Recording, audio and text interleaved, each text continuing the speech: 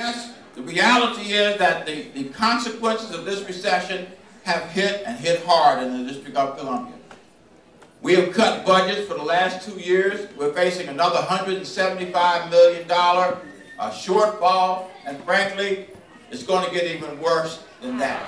If they cut all these programs, I won't be able to take care of my daughter.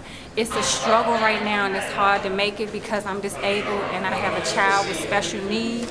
Right now, they're cutting the budget by $427,000, which prevents people from having access to services. They actually have a waiting list of 1,000 people on the HIV/AIDS housing waiting list. They actually have a low-income housing waiting list of 25,000 people. My food stamps have been cut from $307 to $118. I'm being penalized because I'm sick, and I don't want to be sick. My building almost got sold from underneath.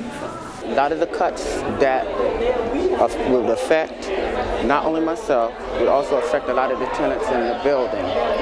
The programs have already been cut to shreds. Now they want to kill the bone. I had to explain to my daughter that she couldn't have a Christmas, that I couldn't get her the stuff that she needs. I don't want a mansion and a yacht. I don't want to drive a Mercedes-Benz. I want a good home for my daughter in a good neighborhood. I want to be able to afford to pay my utilities and afford to buy my daughter the food she needs. I'm not looking for a handout. I'm looking for a help up. And I'm one of the people right now that need a second chance. You know what I mean? So this involves me as much as anybody.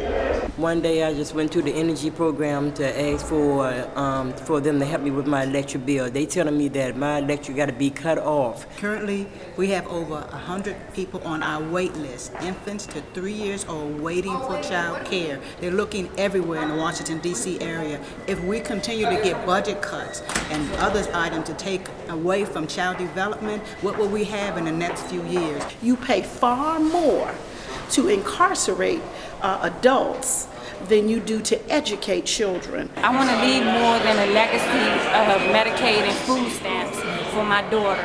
I want my daughter to be successful. I want her to go to college.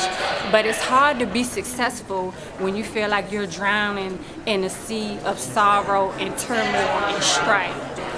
Mr. Gray, sir, I wrote you a letter. I don't doubt that you did. I was here at 4 o'clock this morning trying to deal with this budget, so I am sorry. I mean, we're just trying to deal with whatever's in front of us at this stage. What happened to you? Are you going to be okay? I was diagnosed with recurrent MSM fibromyalgia, and if you do the budget cuts, I won't be able to feed my daughter. Pardon? If you do the budget cuts, I won't be able to take care of my daughter. She'll be taken away. Listen, if you can print money, please do, because I can't, okay?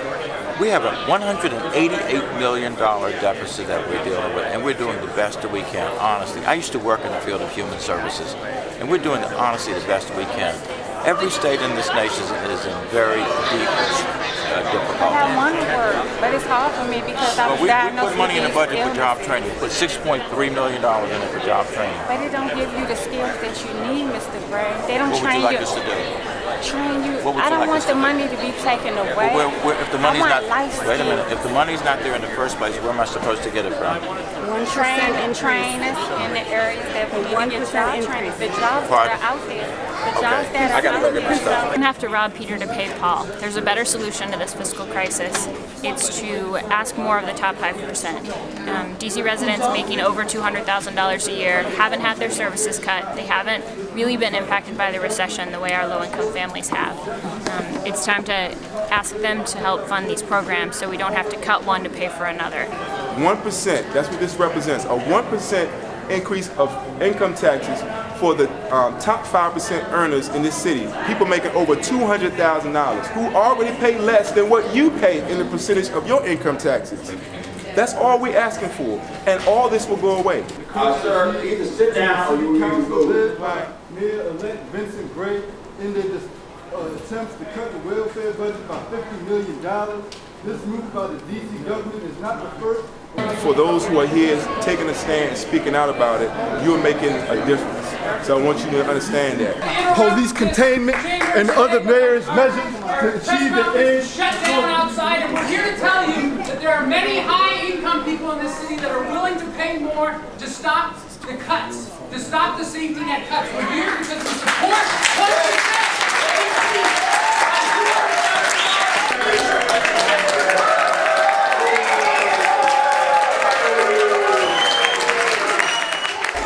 People need to get involved. There's no sense in complaining if you're not going to be involved.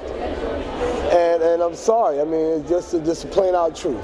How do things change? By the people getting involved, making a statement.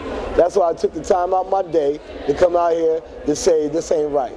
No tax cuts for corporations.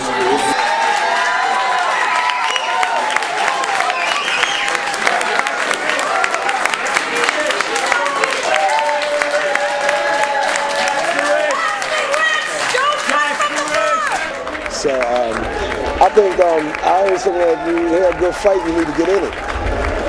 And I believe this is a good fight.